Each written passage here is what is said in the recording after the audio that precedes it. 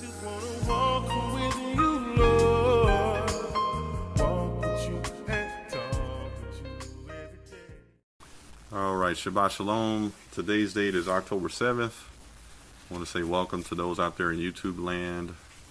It's another Shabbat, and we're going to get into the word here today. We're going to talk about disobedience. So, I'm sure that we all know what disobedience means, and we'll define it from the Hebrew word there, H4805, here in just a bit. But before we do that, I want to go to the book of Ecclesiastes, chapter 9, verse 11. That's the book of Ecclesiastes, chapter 9, verse 11.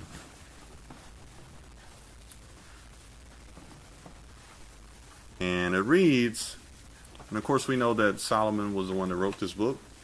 And we know that Solomon actually presented things from a unique perspective. Here we have a man that the Most High granted all sorts of wisdom. And he saw many things in the world, and he, sought to explain what he saw in these scriptures here. That's Ecclesiastes 9 and 11. And he talked about wisdom. He talked about lots of different things. And he talked about how many of the things that man does is folly, that is useless, is vain. And he even talked about how, for example, he summed it up when he said that the whole duty of man is to fear God and keep his commandments. So, I want to read verse 11 in Ecclesiastes chapter 9. And it says, I returned and saw under the sun that the race is not to the swift, nor the battle to the strong, neither yet bread to the wise, nor yet riches to men of understanding, nor yet favor to men of skill, but time and chance happeneth to them all. Now, we've heard the saying in the world that they say that it's not who you know. It's not what you know, but it's who you know. Mm-hmm. For example, when you think about that, that's time and chance. Because, for example, that principle works no matter if you're righteous or unrighteous. If you're in the right place at the right time, you can either be blessed or you can be cursed. And I don't mean literally in the sense of curse, but I mean you could, there's also a saying where they say you can be at the wrong place at the wrong time, correct? For example, I told the story how when I was a kid, I was with some friends in a car, and the police came to pull us over, and instead of the friend stopping, the friend actually took off going to run from the cops in the car.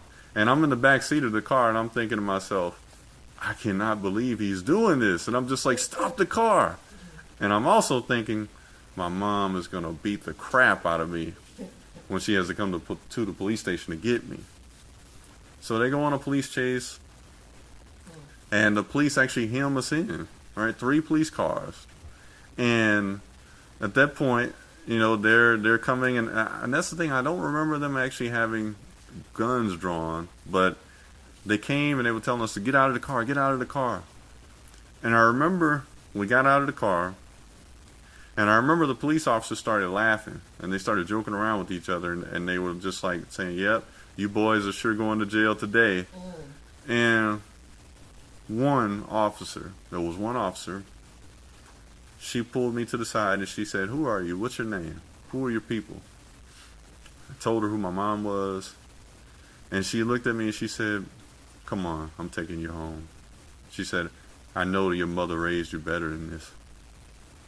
So I watched my 3 friends go to jail that day. Wow. And myself, I got taken home by the one police officer. And she gave me quite the talking on the way home. And it turns out she was actually a school classmate of my mother. So when she saw me, she saw my mother, because everyone tells me I look just like my mom. Mm-hmm. So that's how, when she looked at me, she thought I looked familiar. And when I told her my mother's name, she was like, oh yeah, come on. I'm going to take you home because I know your mother didn't raise you like this. So she's taking me home, and she tells me something. She says to me, you were with the wrong people at the wrong time. And she explained to me how that when it comes to the judicial system, they don't care whether you're a good person or you don't have any priors or anything like that. She said the fact of the matter is I was at the wrong place at the wrong time. So in that sense, we see what Solomon said in verse 11 apply to me negatively. But also there's times when it can apply positive, like in business, for example. We've seen someone get ahead and it was nothing they knew. It just happened to be someone they knew. It was nothing, no knowledge they had, just someone they knew. And again, I just say that to say, as Solomon said, time and chance happen to all men. But we're going to focus more on the negative today. And a lot of times when we actually are disobedient to the Most High, that's when time and chance works against us, does not work in our favor. And what's interesting is that when you actually look at the Bible, you can see that actually, as it says in the scriptures there, time and chance happen to all men. That means all men, righteous or unrighteous. Because we're going to take a look at instances where men were righteous, and yet time and chance still worked against them. So, and the reason why we want to do this is because we want to show that the consequences of disobedience affect us no matter what our standing is with the Most High. And I'm going to tell you, when we think about this is very important that we understand why it's so important to walk in obedience. And I'll tell you, I personally believe that the Most High wants a closer, more intimate relationship with us all. But for whatever reasons, we have too much going on, and we simply are not making ourselves available to Him like we should. And again, I could be wrong. Of course, we're all fallible, but I believe that He desires a closer relationship with us, to be more intimate with us. And if we don't make ourselves more available to Him to do that, then how could we ever expect to get farther ahead or expect our circumstances to change? And the interesting thing about this concept is that I believe many of us know that He's trying to actually have a closer relationship with us. We know it. And we're convicted about it, because when we hear this message, whether we're out there on YouTube or we're here in person or we hear the recording later, we're going to be convicted when we hear it, because we know in ourselves it's true. We know. But we have to stop and ask ourselves, then, if we know that's true, why do we keep walking in disobedience to it? Why do we keep walking and being obstinate to that pleading, that actual yearning that He has to be next to us? It's interesting because the Bible says, "What is man that you are so mindful of him?" It's interesting because David asked that question. He said, what is so special about man that you're so interested in him? And, when we actually examine that, we really need to think about that. He is so interested in us. Yet, it's like the only thing we can see before us is our problems and our circumstances. And I like the illustration that Brother Craig made before about the huge paper bag and then the narrow paper bag, and how we focus on the narrow paper bag, which is our problems, but we don't look to the bigger, huge paper bag, which is the Most High. And then I came to add to it and say, yeah, because if we focus on the big bag, which is the Most High, He can swallow the small bag, our problems, our circumstances, where we are in our lives right now. The fact that we're not at that place we would like to be. He can swallow all those things, and He could turn us into something great if we would simply allow Him to. But we have to deal with the disobedience factor. So, I want to start talking about King Saul. But before we do that, I'm going to define some terms here. Bear with me just a moment there.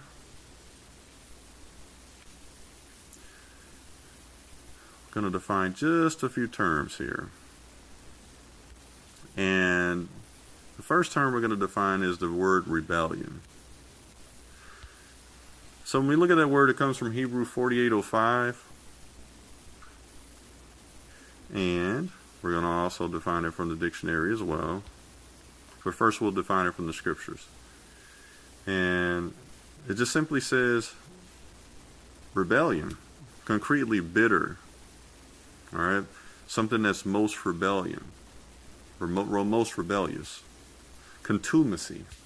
I don't know if that's a word that most of us have heard of, but contumacy. Well, let's go to the dictionary. And let's define it there as well. And it says rebellion means open, organized an armed resistance to one's government or one's ruler. Resistance to or defiance of any authority, whether it be their control or their tradition. It's the act of rebelling. Now, the interesting thing about that is that it says it's open defiance. And when you think about the word contumacy, which I'll define it, it's stubborn perverseness or rebelliousness, willful and obstinate resistance or disobedience to an authority. Again, we know that the Most High wants to actually, that He desires a closer relationship with us, but we're willfully not submitting to that. Some of us are not willfully submitting to that. You know, there's just circumstances that we haven't found quite the way to get around, right? But the thing is that it's interesting because that's what rebellion is. But then let's talk about the word disobedience. All right, and again, we're going to define it both from the scriptures as well as from the dictionary. So when we think about the word disobedience, that comes from the Greek word 543, G543. And it means obstinate opposition to the divine will or to the will of someone else. It even means disbelief and unbelief. Now again, that's what it's talking about when it says disobedience. Because when we're rebellious, we know that we're also disobedient. They go hand in hand. And then comes transgression. Transgression is when you actually do not follow a command of the Most High. That's the actual act of not following it. A lot of people confuse transgression and sin together as one, but they're not. Transgression is the act of actually not obeying. Sin is the result of the transgression. So that's the thing we have to make sure we understand that there's a difference. Transgress. That's why David said, I have transgressed your commandment. It meant that I have disobeyed your commandment.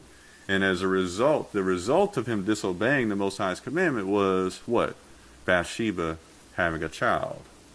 That was, or rather, actually, it started before that. The result of him disobeying the Most High, the result of his transgression was the sin, which was him committing adultery with Uriah's wife, Bathsheba.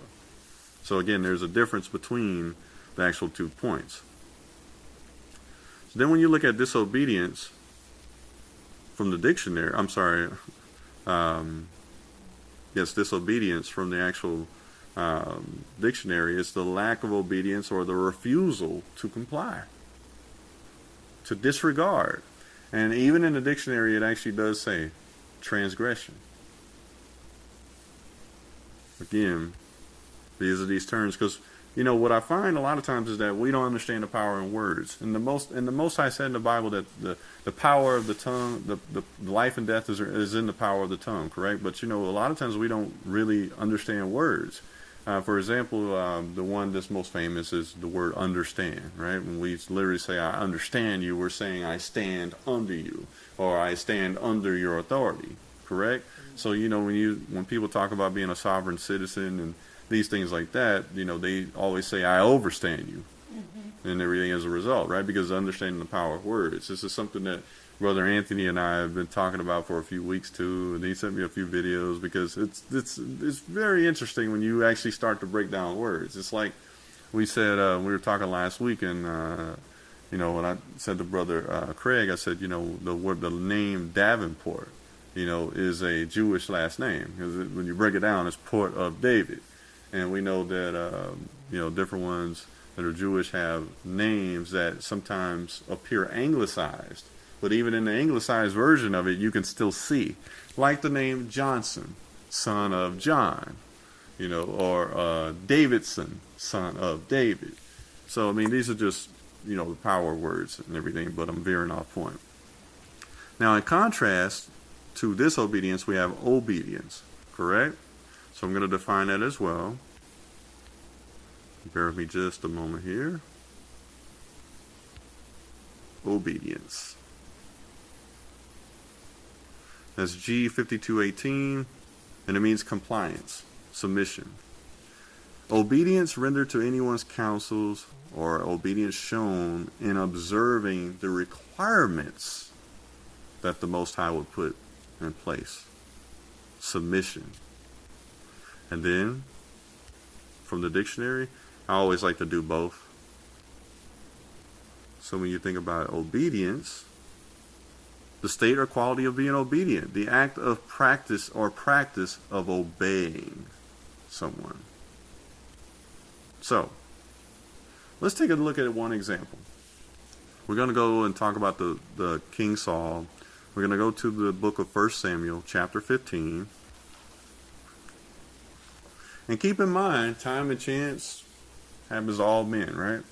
Disobedience results in the same thing, whether you're righteous or unrighteous. You know, many times we think that when a person, for example, when a person, sometimes, you know, when something happens to a person or whatever, sometimes it's a result of disobedience, sometimes it's not. A lot of times, you know, we really don't know. But it's up to us to examine, because when we look back at our lives are a reflection of where we've been, what we've done, and what we've seen, all those kind of things. And we have to look back at our lives and say, hey, well, have I lived a life of obedience or have I not lived a life? Which one have I done more? And where do I have to work on to be better? So we're going to go to the book of 1 Samuel, chapter 15. We're going to start at verse 1. Verse 1 states, Samuel also said unto Saul, The Most High sent me to anoint thee to be king over his people, over Israel. Now therefore hearken thou unto the voice of the words of the Most High. Thus saith the Most High of hosts, I remember that which Amalek did to Israel, how he laid wait for him in the way when he came up from Egypt. Now go and smite Amalek, and utterly destroy all that they have, and spare them not, but slay both man and woman, infant and suckling, ox and sheep, camel and donkey. And Saul gathered the people together and numbered them in Telaim, 200,000 footmen and 10,000 men of Judah. And Saul came to the city of Amalek and laid wait in the valley. Now, of course, we remember the direction there the Most High gave him. He told him to destroy everything and all that they have. Don't spare them not. Slave man, woman, child, ox, sheep, camels, donkeys. Don't take anything out of there, period. Verse 6. And Saul said unto the Kenites, Go, depart, get you down from among the Amalekites, lest I destroy you with them. For ye showed kindness to all the children of Israel when they came up out of Egypt. So the Kenites departed from among the Amalekites. And Saul smote the Amalekites from Havilah until thou comest to Shur, that is, over against Egypt. And he took Agag, the king of the Amalekites, alive, and utterly destroyed all the people with the edge of the sword. So here's the thing. He took the king of the Amalekites alive. But the Most High told him to destroy everyone and all things that the Amalekites have. Verse 9, But Saul and the people spared Agag, and the best of the sheep, and of the oxen, and of the fatlings, and the lambs, and all that was good, and would not utterly destroy them.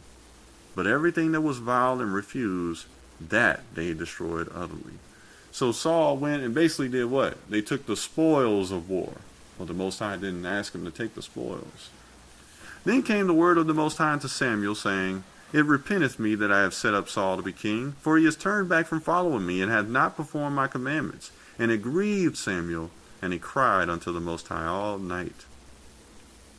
And when Samuel rose early to meet Saul in the morning, it was told Samuel, saying, Saul come to Carmel, and behold, he had set up a place, and is gone about, and passed on, and gone down to Gilgal. And Samuel came to Saul, and Saul said unto him, Blessed be thou of the Most High. I have performed the commandment of the Most High Yahweh. And Samuel said, What meaneth then this bleating of the sheep in my ears? And if someone doesn't know, bleating means noise, the sound that the sheep make. And the lowing of the oxen which I hear. So Samuel's like, wait a minute, you obeyed the voice of the Most High, but I'm hearing something I don't normally hear. I'm hearing sheep and all these things. What is this? Verse 15. And Saul said, They have brought them from the Amalekites. For the people spared the best of the sheep and of the oxen to sacrifice unto the Most High thy God. And the rest we have utterly destroyed. Now let's stop and talk about this for a second. Y'all know a lot of times we use the Most High in our lives to be disobedient. We do all the time. And we say, well, I did this because if I did it this way, the Most High, for example, let me try to bring up a practical example. Did you know that some people the Most High does not want you to help? Some people he doesn't want you to help. So, let's say one day you're going down the street and you got this thing in your mind, you're going to be a good Samaritan, as they say, right? It's funny where that term's come from, right? Good Samaritan. But you're going down the street and, you're looking to be good to somebody. And you see somebody have a flat. And your first action is, well, I'm going to pull over and help them. But then the Most High says to you, no, I don't want you to help them. And you say, well, that can't be the Most High. The Most High wants me to help everybody. But, and this may be an extreme example, but here's the thing. If the Most High tells you not to help that person, you stop and help them anyway. You're using the Most High as an excuse to stop and help them. Then you get over to help them, and then they rob you. They rob you, take your vehicle, and leave you destitute and stranded on the highway. Some people would go and then actually take that and blame the Most High for it. But the Most High had already given them an unction before. Don't stop and help them. See, the thing is that we don't give the Most High enough credit. But then when we do something that's disobedient, then we want to blame him.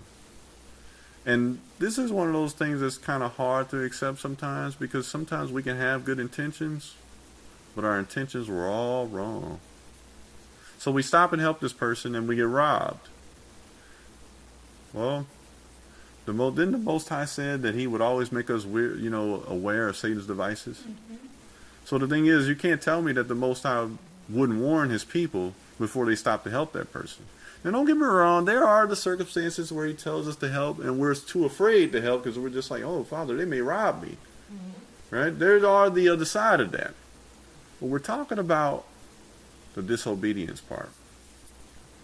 So a direct result of us not actually obeying the Most High in that circumstance is getting robbed and losing our vehicle. And we have no one to blame but ourselves.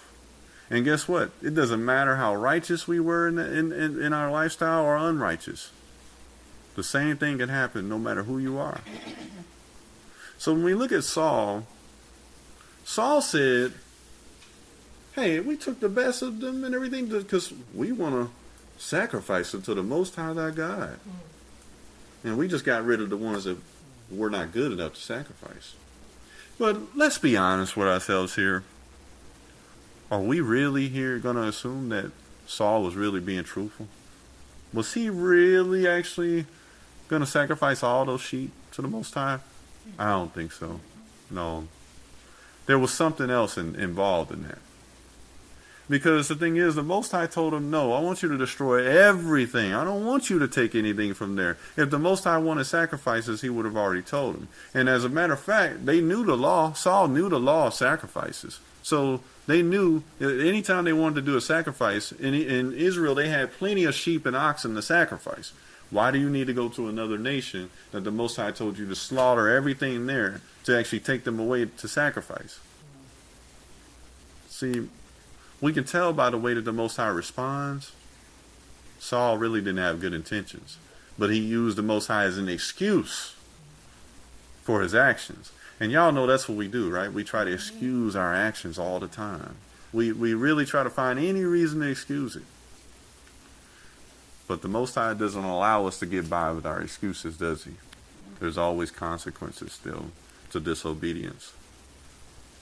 Verse 16, then Samuel said unto Saul, stay, and I will tell thee what the Most High has said to me this night. And he said unto him, say on. And Samuel said, when thou was little in thine own sight, wast thou not made the head of the tribes of Israel? And the Most High anointed thee king over Israel? So Saul, Samuel's saying a couple things to Saul to, kind of get him to reflect here. Verse 18, and the Most High sent thee on the journey and said, Go and utterly destroy the sinners, the Amalekites, and fight against them until they be consumed. Wherefore then didst thou not obey the voice of the Most High, but didst fly upon the spoil, and didst evil in the sight of the Most High? And Saul said unto Samuel, Yea, I have obeyed the voice of the Most High, and have gone the way which the Most High sent me, and have brought Agag, the king of Amalek, and have utterly destroyed the Amalekites. What was Saul missing here? He was still trying to lie. He was still trying to make excuses because he shouldn't have brought back Agag. But he's still making excuses, right? But I'm going to tell y'all, this is what we do in our own lives. You know, when we think about the Most High wanting to be closer to us, well, Father, I got to work. And the thing is that he knows we got to work. He knows. And he's not asking for the time that we're at work. He's asking for the time outside of work. Well, Father, I got to go work on this here. I got to work on my car. He knows our car needs to be fixed. But what about the other time? Well, Father, I had to go here and I had to do that. You know, we'll come up with excuses all the time. You know, it'll always be something. But yet, what he wants never stops. He's still going to want what he wants. And it's up to us to find a way. Not on our own, but with this help. But we make excuses. Verse 21, But the people took of the spoil sheep and oxen, the chief of the things which should have been utterly destroyed, to sacrifice to the Lord thy God in Gilgal. So you know what we do when our excuses don't work anymore? We start blaming others. Well, hey, if this guy hadn't cut me off on traffic, you know, my vehicle wouldn't have been in an accident, and I wouldn't have had to get it fixed. Well, the Most High knows that the traffic accident was going to happen. He knows you got to get it fixed. He's not telling you not to get it fixed. The point, though, is that whether it had been an accident in your vehicle or something else, something always comes up. We have to stop and then look at ourselves and say, well, Father, am I actually being obedient to you the best that I can be? Or am I making excuses? And, you know, the thing is that, you know, when I was consulting the Most High in prayer about this message, you know, this is not a message directed at anybody or anything. I actually think about myself all the time because I'm going to tell you, in my own walk, I realize I can give more time to the Most High. And like Craig and I have talked about multiple times, it's about being available to Him. And the thing is I believe that we all have avenues or opportunities we can take to make ourselves more available to Him. But we may need help. It is a struggle at times. It really is. And that's something we shouldn't discount. But even in that, I've learned to not try to depend on myself so much. And to ask Him to show me opportunities when there's opportunities. So He can say, hey, here's an opportunity. You know, spend some time with me. Right? So, of course, Saul blamed the people. Right? Verse 22, And Samuel said, Hath the Most High as great delight in burnt offerings and sacrifices as in obeying the voice of the Most High Yahweh? Behold, to obey is better than sacrifice, and to hearken than the fat of rams. For rebellion is as the sin of witchcraft, and stubbornness is as iniquity and idolatry. Because thou hast rejected the word of the Most High, He hath also rejected thee from being king. Now, it was interesting that Samuel said to Saul that Saul rejected the word of the Most High. We got to be careful that that's not something we do. Now, Saul, and this is not necessarily as the appealing example of righteousness, correct?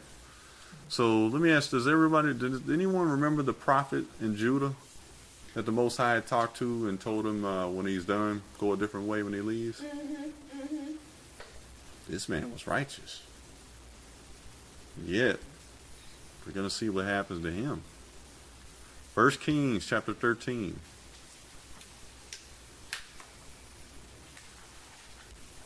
It's the book of 1 Kings chapter 13. I don't believe it ever gives the prophet's name. Just tell us he was a prophet from Judah. So in verse 1, 1 Kings chapter 13, and behold, there came a man of God out of Judah by the word of the Most High unto Bethel, and Jeroboam stood by the altar to burn incense. So just in case someone doesn't remember, at Bethel they were doing a whole bunch of sacrifices. You had a bunch of false prophets doing sacrifices on these altars to Baal, or Baal, and these other false gods. Verse 2, and he cried against the altar in the word of the Most High, and said, O altar, altar, thus saith the Most High, behold, a child shall be born unto the house of David, Josiah by name, and upon thee shall he offer the priests of the high places that burn incense upon thee, and men's bones shall be burnt upon thee. So he pronounces a judgment.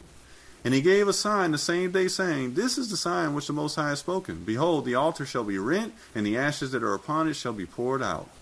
And it came to pass, when King Jeroboam heard the saying of the man of God, which had cried against the altar in Bethel, that he had put forth his hand from the altar, saying, Lay hold of him. And his hand, which he put forth against him, dried up, so that he could not pull it again to him. So when he went to put his hand on the prophet, his hand withered up. That should tell us something about the man of God there. This was a real prophet of the Most High. Verse 5, the altar also was rent, and the ashes poured out from the altar, according to the sign which the man of God had given by the word of the Most High. And the king answered and said unto the man of God, Entreat now the face of the Most High thy power, and pray for me, that my hand may be restored to me again. And the man of God besought the Most High, and the king's hand was restored him again, and became as it was before. And the king said unto the man of God, Come home with me and refresh thyself, and I will give thee a reward. So now look at the king is trying to buy him off, you know what I mean? Say, come on, go with me. I'm going to give you a reward. Now, what's interesting is this, how the enemy operates a lot of times in man's affairs, correct? So at that moment, the enemy was using King Jeroboam, because the prophet knew what the Most High had said for him to do. So look at the prophet of the Most High, right? Look at what he says. Verse 8, and the man of God said unto the king, If thou wilt give me half thine house, I will not go within with thee. Neither will I eat bread nor drink water in this place. So he showed contempt for the king. But it was righteous contempt. For so was it charged me by the word of the Most High, saying, Eat no bread, nor drink water, nor turn again by the same way that thou camest. So he repeated to the king, This is what the Most High has told me. So he's being obedient. So he went another way and returned not by the way that he came to Bethel. But watch this. Now there dwelt an old prophet in Bethel. And his sons came and told him all the works that the man of God had done that day in Bethel. The words which he had spoken unto the king, them they also told to their father. And their father said unto them, What way went he? For his sons had seen what way the man of God went, which came from Judah. And he said unto his sons, Saddle me the donkey. So they saddled him the donkey, and he rode thereon. And went after the man of God, and found him sitting under an oak. And he said unto him, Art thou the man of God that camest from Judah? And he said, I am.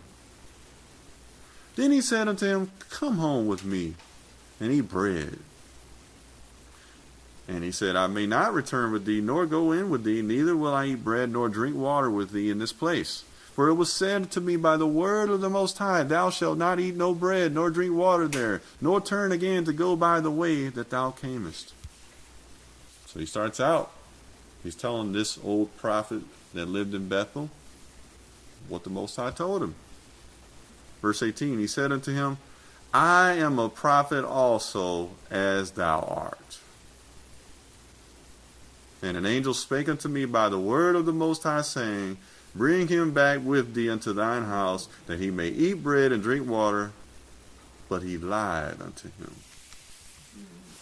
Now, the first thing I want to call our attention to is the fact that it says he was an old prophet in Bethel. Okay? What were they doing in Bethel at the time? Sacrificing to false gods. So, which prophet was he? Was he a prophet of the Most High, or a prophet of Baal? Baal. So the thing is, it tells us right there he lied to him.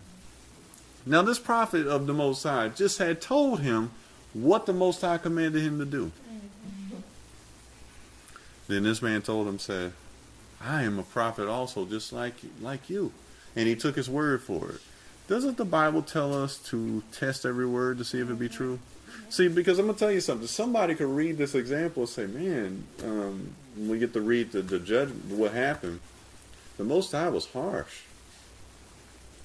But no, we really can't say that because the Most High had already gave him the instruction beforehand. And if the Most High would have changed his mind, he would have told who? Him. This is why we can't just accept everyone that says, hey, I'm a man of God or I'm a woman of God just like you. We have to test them. We have to try. The Bible says try the Spirit by the Spirit. And the thing is, some people actually look at that and think you're being wrong by doing that. But the Bible tells us to do that. See, we don't have any excuse when we have all the tools written in the Word for us to begin with. But time, chance, whether you're righteous or unrighteous, the result of disobedience is the same, regardless of your standing with the Most High. Verse 19, so he went back with him, and did eat bread in his house and drank water. And it came to pass, as they sat at the table, that the word of the Most High came unto the prophet that brought him back. And he cried unto the man of God that came from Judah, saying, Thus saith the Most High, for as much as thou hast disobeyed the mouth of the Most High, and hast not kept the commandment which the Most High thy power commanded thee, but thou camest back and hast eaten bread and drunk water in the place of which the Most High did say to thee, Eat no bread and drink no water, thy carcass shall not come into the sepulchre of thy fathers. Now, what's important about that is that the Bible puts a lot of emphasis on being buried with your fathers. It was an honor to be buried. This is one of those reasons why cremation is abomination, because it was something practiced by the Gentiles. The Most High the only people that got burned in Israel were when people were sacrificing their children through the fire, as it says in the Valley of Hinnom in the book of Jeremiah, or when the Most High pronounced a judgment on someone. That was a judgment. When you look at the lake of fire, that's actually that's actually an actual foreshadowing of what was already done in the Old Testament at times to someone that the Most High pronounced a judgment on. But of course, we know the lake of fire is the second death, of which anybody that goes to that death is not going to come back from it. So he told the prophet that your carcass is not going to come to rest to be buried with their fathers. Now, I would imagine this prophet here of the Most High didn't know how that was going to occur. But verse 23 says, And it came to pass after he had eaten bread and after he had drunk, that he saddled for him the donkey, to wit, for the prophet whom he had brought back. And when he was gone, a lion met him by the way and slew him. And his carcass was cast in the way, and the donkey stood by it. The lion also stood by the carcass. Now again, someone may say, well, man, that's a harsh judgment. But here's the thing. Do we not realize the Most High knew where the lion was going to be? See, when I look at this story, the Most High told him, don't turn this way or that way. Don't go back the way you came. You do it this way. You do exactly what I'm telling you. The Most High knew the lion was going to be there. And this was right, a man that was righteous. And his disobedience got him killed. Now, this is a serious thing to think about, because it shows that disobedience will bring a judgment on us, whether we're righteous in the Most High or unrighteous. And this is the thing we need to really understand, because, a lot of times we think that because we're walking in righteousness that we get a pass, but we don't. Yes, we know grace and mercy is there. We absolutely know that. But the consequences of disobedience are still real today. And I'll remind you,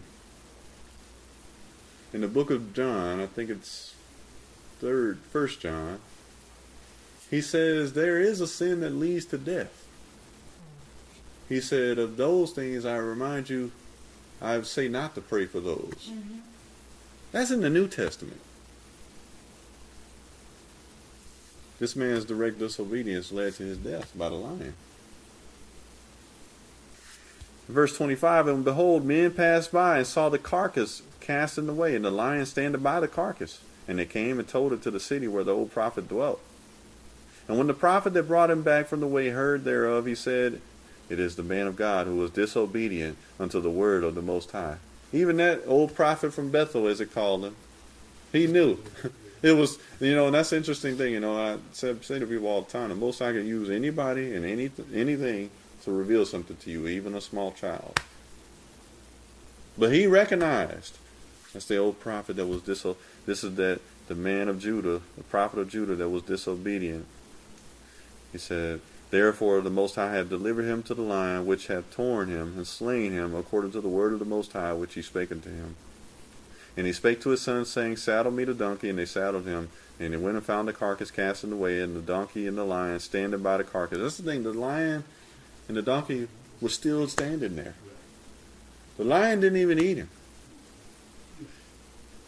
Something to think about. The lion had not eaten the carcass, nor torn the donkey. And the prophet took up the carcass of the man of God, and laid it upon the donkey, and brought it back. And the old prophet came to the city to mourn and bury him. And he laid his carcass on his own grave, and they mourned over him, saying, alas, my brother. But look at this. And it came to pass, after he had buried him, that he spake to his son, saying, when I am dead, then bury me in the sepulchre wherein the man of God is buried. Lay my bones beside his bones. For the saying which he cried by the word of the Most High against the altar in Bethel, and against all the houses of the high places which are in the cities of Samaria, shall surely come to pass. Prophet of God. Yet he paid the consequence with his life for disobedience. We have to really examine those things, because when you think about, for example, let's say a woman that's in an abusive relationship, and she knew not to go back home to that man, husband or not. She knew not to go back home to him. But she said, well, I'm going to just try anyway. She went back home, and that was her last day. Disobedience. And see, we can look in life, and we can see that the result of disobedience happens to us regardless of whether we're righteous or unrighteous. So it's not just enough to be righteous, because being righteous won't let us get away with disobedience. Mm-hmm. We see a prophet of the Most High that got killed by a lion. Had he been obedient, he probably wouldn't have actually went that way that the lion was going to be. But he was disobedient. And he mentions King Josiah. Anyone remember how Josiah died? We'll talk about it here, because it's funny he mentions Josiah. Josiah was the one that the prophet spoke about, who was actually going to perform the work that he spoke about in 1 Kings chapter 13. So let's take a look at King Josiah. Let's go to the book of 2 Kings chapter 23.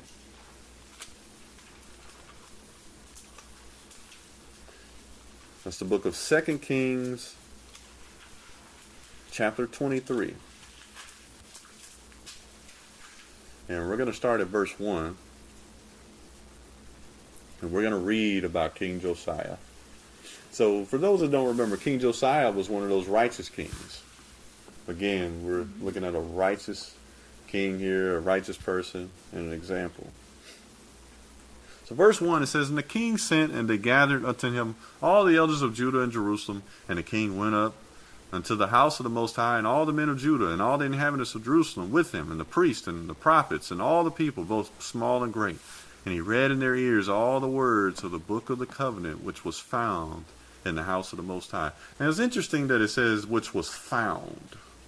Because if you do some research, it'll tell you that when Josiah kept the Passover, it was like unto, I think he said, that hadn't been done since the time of King David.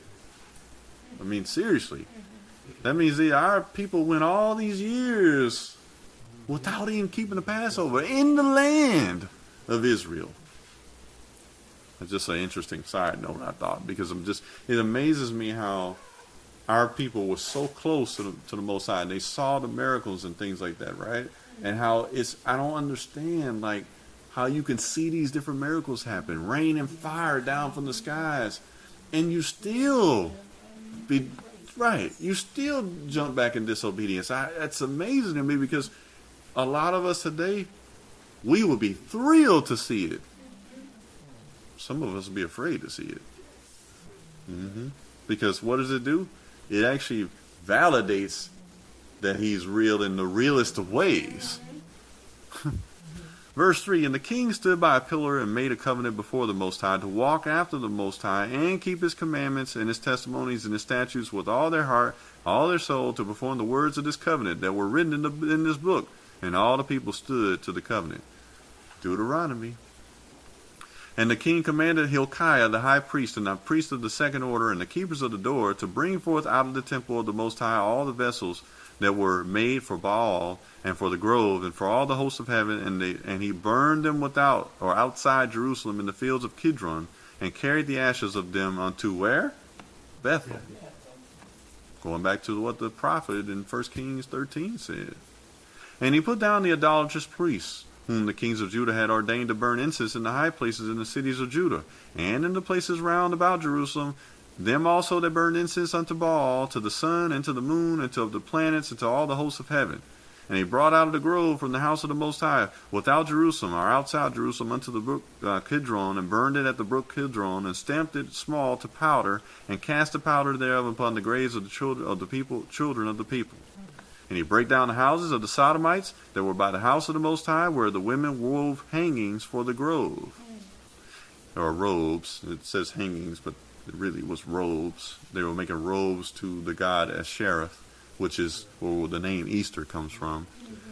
Ishtar, the Romans called her, false god. And he brought all the priests out of the cities of Judah, and defiled the high places where the priests had burned incense, from Geba to Beersheba, and brake down the high places of the gates that were in the entering in of the gate of Joshua, the governor of the city, which were on the man's left hand at the gate of the city.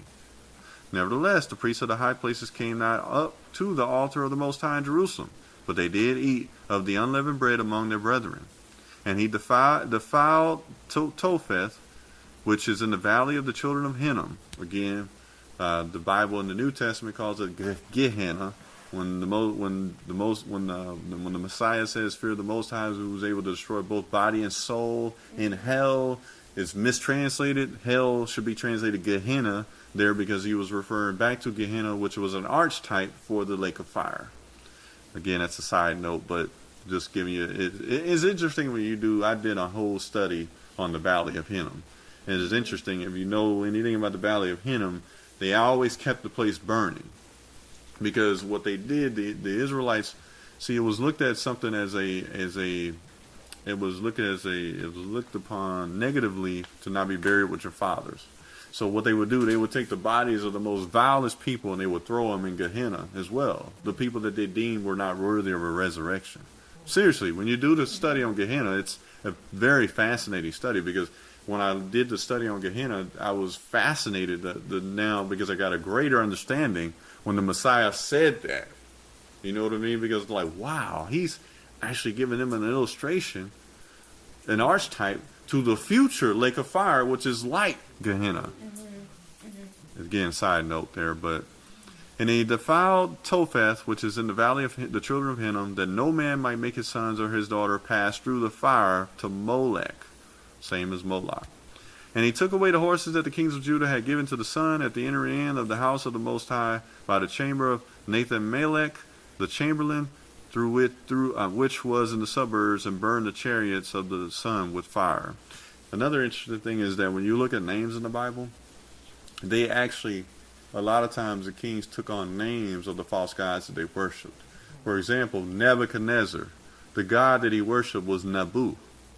And that may sound familiar, because we've seen Cedric the Entertainer and some of the different entertainers mention Nabu and not realize that's a false god.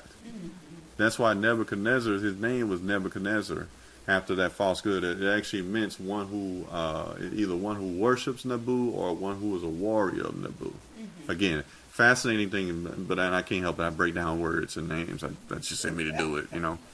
But it's interesting because when you look at that name here in that verse, Nathan Melech, all right, after Nathan of Moloch, right? And the altars, verse 12, that were on the top of the upper chamber of Ahaz, which the kings of Judah had made, and the altars which Manasseh had made in the two courts of the house of the Most High, did the king beat down and break them down from thence, and cast the dust of them into the brook Kidron. And the high places that were before Jerusalem, which were on the right hand of the Mount of Corruption, which Solomon the king of Israel had builded for Ashtaroth, the abomination of the Zidonians, and for Chemosh, the abomination of the Moabites, and for Milcom, the abomination of the children of Ammon, did the king defile. Why are we reading this? Because we're reading about this because of the fact that it shows that the man of God in 1 Kings 13, his prophecy came true to the fullest extent. And we're also reading this to show what kind of person, what kind of king King Josiah was. Verse 14, and he brake in pieces the images and cut down the groves and filled their places with the bones of men. Moreover, the altar that was at Bethel and the high place which Jeroboam the son of Nebat, who made Israel to sin, had made, both the altar, that altar in the high place he brake down and burned the high place and stamped it small to powder and burned the grove. We're going to continue on. And as Josiah turned himself, he spied the sepulchres that were in the mount, and sent and took the bones out of the sepulchres, and burned them upon the altar, and polluted it, according to the word of the Most High, which the man of God who proclaimed these words. 1 Kings chapter 13. Then he said, what title is that I see? And the men of the city told him, it is the sepulchre of the man of God, which came from Judah, and proclaimed these things that thou hast done against the altar of Bethel. And he said, let him alone, let no man move his bones. So they let his bones alone with the bones of the prophet that came out of Samaria. And all the houses also of the high places that were in the cities of Samaria, which the kings of Israel had made to provoke the Most High to anger, Josiah took away, and did to them according to all the acts that he had done in Bethel. And he slew all the priests of the high places that were there upon the altars, and burned men's bones upon them, and returned to Jerusalem. And the king commanded all the people, saying, keep the Passover unto the Most High your God, as it is written in the book of this covenant. Surely there was not holden such a Passover from the days of the judges. So I said David, right? From the time of the judges that judged Israel, nor in all the days of the kings of Israel, nor of the kings of Judah. Look at that. That's a long time. You think about all the righteous kings that came about David and different ones. Now, but I do want to point out a fact. A point here. It said such a Passover. Doesn't mean that a Passover wasn't kept. It just means that it wasn't kept at this grandiose, how grand it was at this point. Now, there is a king, I believe it's King Hezekiah, that in his time they said it had not been kept since such and such king. All right, so there we know there were kings that were ruling that had not kept it as well. Verse 23, but in the 18th year of King Josiah, wherein this Passover was holden to the Most High in Jerusalem, moreover, the workers with familiar spirits, the wizards, the images, the idols, the abominations that were spied in the land of Judah and in Jerusalem, did Josiah put away, that he might perform the words of the law which were written in the book that Hilkiah the priest found in the house of the Most High. Remember, he found the book of the law. And like unto him was there no king before him that turned to the Most High with all his heart, and with all his soul, and with all his might, according to all the law of Moses. Neither after him arose there any like him. And that's important to understand. That it says, like unto him there was no king before him that turned to the Most High with all his heart, and with all his soul, and with all his might, according to all the law of Moses. Neither after him arose there any like him. Notwithstanding, the Most High turned not from the fierceness of his great wrath, wherein his anger was kindled against Judah, because of all the provocations that Manasseh had provoked him withal. And the Most High said, I will remove Judah also out of my sight, as I removed Israel, and I will cast off this city Jerusalem, which I have chosen, and the house of which my name said, and the house of which I said my name shall be there. Now the rest of the acts of Josiah and all that he did, are they not written in the book of Chronicles of the kings of Judah? Verse 29. And in his days Pharaoh Necho, king of Egypt, went up against the king of Assyria to the river Euphrates. And King Josiah went against him, and he slew him at Megiddo when he had seen him. And his servants carried him in a chariot dead from Megiddo, and brought him to Jerusalem, and buried him in his own sepulchre. And the people of the land took Jehoahaz, the son of Josiah, and anointed him, and made him king in his father's stead. Now, we read all these things that Josiah did, and in the book of 2 Chronicles, it actually gives more details. 2 Chronicles 35. But you notice in verse 29 it says that he was killed by Pharaoh Necho of Egypt. And but it doesn't tell us why in the book of 2 Kings 23. So let's skip over to 2 Chronicles chapter 35. This is how come, we have to do as the Bible says, here a little, there a little, precept upon precept. Because if we would just read that without knowing the rest of the story, we'll be missing a piece and not get the full understanding. So, in 2 Chronicles chapter 35, we're going to skip down to verse 20 because verses 1 through 19, they kind of rehearse what the book of 2 Kings chapter 23 states that Josiah did. Verse 20, 2 Chronicles chapter 35, says, after all this, remember all that we read in 2 Kings 23, and in this chapter here above, of course, is mentioning the same things. When Josiah had prepared the temple, Necho, king of Egypt, came up to fight against Carchemish by Euphrates. And Josiah went out against him. But he sent ambassadors to him, saying, what have I to do with thee, thou king of Judah? I come not against thee this day, but against the house wherewith I have war. For the Most High commanded me to make haste, forbear thee from meddling with God, who is with me, that he destroy thee not. Did we all catch that? You have a foreign king telling him, look, I'm going on this journey. This has nothing to do with you, Josiah. Stay out of this. As we would say in our time, hey, bro, this ain't got nothing to do with you. Stay out of this, bro. This between me and them. You know what I mean? You ain't in this, right? Necho tells him, look, I don't have nothing to do with you. I'm not coming against you, King Josiah. He said, don't meddle in the affairs that the Most High set forth. Remember what kind of king Josiah was. The Bible says he was a righteous king. Verse 22. Nevertheless, Josiah would not turn his face from him, but disguised himself, that he might fight with him. So Josiah, not only was it disobedience, he even disguised himself so he could go into the war. And when I think about that, right? I don't know why he disguised himself, but in disguising himself, that's also trying to be deceptive in a way. And maybe it was because if Necho saw him, Necho wouldn't have killed him. I don't know. I'm not going to actually even go into subjection about it. Go ahead, Craig. Maybe he made an alliance with Egypt and he wasn't supposed to. Or, good point, he made an alliance. Right. Right, good point. But either way, Josiah went out to fight anyway and disguised himself. And as it continues in verse 22, and hearken not unto the words of Necho from the mouth of the Most High, and came to fight in the valley of Megiddo. And the archers shot at King Josiah, and the king said to his servants, have me away, for I am sore wounded. His servants therefore took him out of that chariot, and put him in the second chariot that he had, and they brought him to Jerusalem, and he died, and was buried in one of the sepulchres of his fathers. And all Judah and Jerusalem mourned for Josiah. Again, we see an example of a righteous man who, as a result of disobedience, he died. Cost him his life.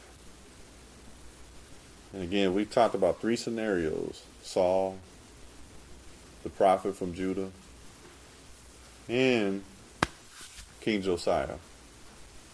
And in two of these instances, we know for a fact these men were righteous. One act of disobedience was all it took. And I want us to think about how in our own lives we've been disobedient at times. Some of us have been really in a bad situations, and the Most High had mercy upon us. He really did. And the situations could have been worse. Some of us have been in situations where our lives were almost taken because of disobedience. And if the Most High, if these things happen to righteous people that lost their lives as a result of disobedience, then it should actually remind us of how serious it can be to be disobedient to the Most High and His Word. It really should be a reminder. There's a reason why they won't teach this in the Sunday churches, because, they don't like to teach anything that actually hurts or could go against our feelings, or they don't like to teach a lot of times, and I'm not saying all, but a lot of them don't like to teach anything that would really admonish us or really make us leave thinking about something and examine ourselves. Go ahead, Sister, now. Can you address why that is? Well, there's multiple reasons, but Number one, I'm gonna let you say it because oh yeah, say it. Mm-hmm. because if you displeasure the people, they will get angry and they will leave. Yes. When the people leave, they hang. No finances. Yep. Yes. That's interesting, Brother And Craig. unfortunately, that's the way the hierarchy of the church is set up, Mm-hmm. is that the people are Uh-huh. paying Yes. to Yes. hear the word. So if I pay you, Yes. you need to say what is enticing That's right. or itching. They have itching ears. Yes. Good point. Also, if they taught the Old Testament Uh-huh. and they're prideful and disobedient themselves, Mhm. they'll be calling themselves out. So they have to cover that by saying, "Oh, the Old Testament was done away with," Yes. to get your Yes. mind, get them focused off Mhm. of the truth Yes. of the Old Testament for their Mhm. lives and for the New Testament. Yes, sir. And what's interesting about that is I remember when I was a Sunday churchgoer. Nothing against people that go to church on Sunday or anything like that. I don't want anyone on YouTube to misinterpret this. But I remember that I stayed away from the Old Testament myself. I had read the New Testament many times before I would even go into the Old Testament. And the only books I had read in the Old Testament were the Torah, Genesis through Deuteronomy. That's it. I had read nothing else past it. One, because I couldn't keep my attention span longer after that, but also, too, because I was thinking about that thing and it's been done away with. And when the Most High taught me differently, I found that I love the Old Testament now.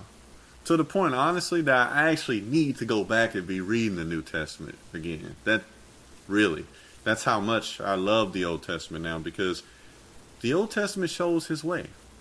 As it says in the book of Galatians, chapter 3, the law is our schoolmaster to bring us to the Most High. That was an Amber Alert, everyone. It says the law is our schoolmaster to bring us to the Most High. It's funny, though, the Amber Alert went off right after I said that. Anyway, but I love the Old Testament because it actually shows us who He is. But see, like you said, in a lot of the churches today, Sister, now, like you said, there is a collection taken up, and there's nothing wrong with people giving donations. But like you said, there's a motivation by a lot of the preachers to preach something that's going to keep the people coming back to continue giving. And I'll tell you, somebody asked me, one second, Craig. Somebody asked me one time. They said, they asked me, do we take a collection plate? And I said no. And they said, really? You don't take a collection plate? I said no. And they said, well, why not? I said, because we all recognize that to give is to give, and we recognize that we give when there's a need. And so, they were like, I never heard of that before. And I said, really? I said, it's the same thing that Jehovah's Witnesses practice also. Like when you go, if you've never been to a Kingdom Hall, as they call it, they go in there, the donation boxes are at the back. They never even mention it. It's just there, and if you want to give something, you give it. If you don't, you don't. They do exactly like the Bible says, freely you've received, so freely you give. But the thing is, messages like this a lot of times, they don't come forth because it doesn't appeal to, it's something that, unless you win this thing for real, you're not going to come back. You're like, nah, I don't want to go there. It reminds me of, everybody remember what Ahab said about Elijah? Anyone remember what he said?